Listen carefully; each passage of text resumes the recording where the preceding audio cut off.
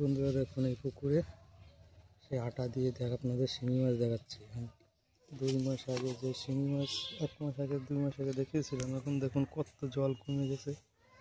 জল কমে যাওয়ার পরে এখন দেখুন এই কদিন কত বড় বড় হয়েছে। এরপরে তো হচ্ছে গিয়ে আপনার পড়ে যাবে, শীত পড়ে যাবে, আর বাড়বে না যা বাড়ার এখন। তাই দেখুন আবার দেখাচ্ছি। বন্ধুরা যারা দেশ এবং দেশের বাইরে থেকে দেখছেন, মাছ চাষি বন্ধুরা যাদের মাছ চাষ ভালো লাগে, তারা তো বিভিন্ন পদ্ধতিতে শিং মাছ চাষ করেন। যাদের অনেক জায়গা পুকুর আছে, আমাদের তো তা নাই। ছোট্ট একটা ত্রিপল দিয়ে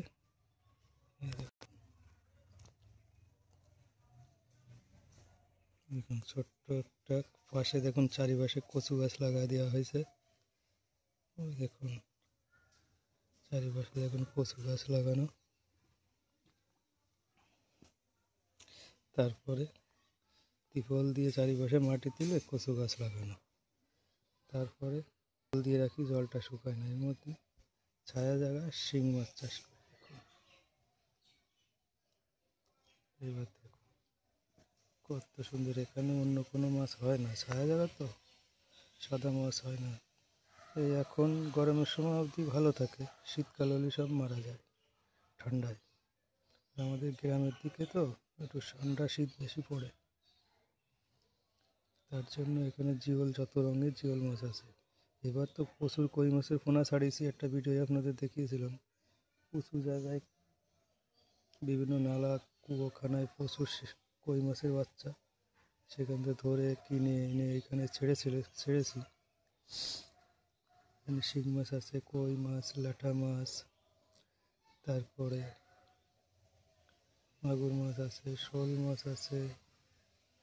তারপরে যে পাকাল বলে না, এখানে নিয়ে যায় সে ছোটো ছোটো পাকাল মাছ, গুতেল মাছের ছাও আছে, খলসে মাছ আছে, আর ঝাড়া ঝুড়ে চুনোপুঁটি মাছ যেগুলো জলে এই দেখুন ভেসে বেড়াচ্ছে।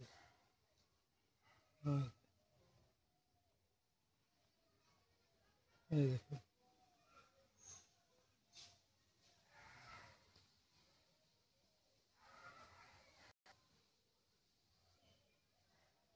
এই দেখুন শিঙি মাছগুলো, এই সিজনের শিঙি মাছ কত বড় হয়ে গেছে। পুরো সিজনটাই থাকবে, কারণ এখানে তো জল শুকায় না, ত্রিপল দিয়ে বানানো। দেখুন এগুলো মোবাইলে দেখি অনেকেই শিঙি মাছ চাষ করে, বিভিন্ন ট্যাঙ্ক তৈরি করে প্লাস্টিক বা এই ত্রিপল দিয়ে, কাঠ দিয়ে চৌকো করে সেখানে চাষ করে।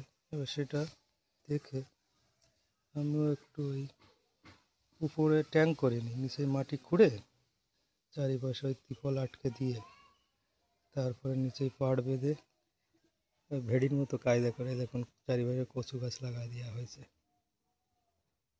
আর উপরে একটা ছাউনি দেওয়া হয়েছে, যাতে উপরেই দেখুন তেঁতুল গাছ, বেল গাছ পাতা না পড়ে, তার জন্য ছাউনি দেওয়া হয়েছে বলে জলটা দেখুন পরিষ্কার। আর যদি ছাউনিটা না দিতাম তাহলে এরপরে পাতা পড়ে পচে কালা কালা হয়ে যেত।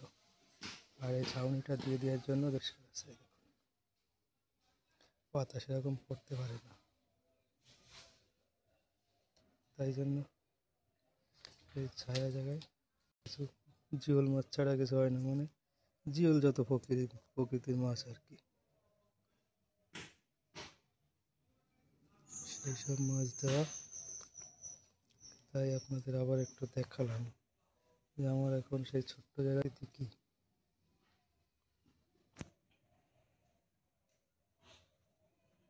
চারিপাশে গাছ আছে, কচু গাছ লাগানো।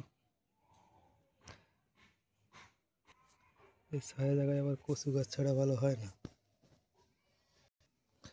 ব্যাপার আছে। ছায়া জায়গায় কিছুই হয় না, রোদের জায়গায় সব হয়। মাছ চাষ, কচু, শাক সবজি গাছ, ধান, যে কোনো জিনিস রোদের জায়গায় ছাড়া ভালো হয় না, ছায়ায় কিচ্ছু হয় না বন্ধু। তাই এই ছায়া জায়গায় যেটা হয় সেটা করি। শিঙি মাছ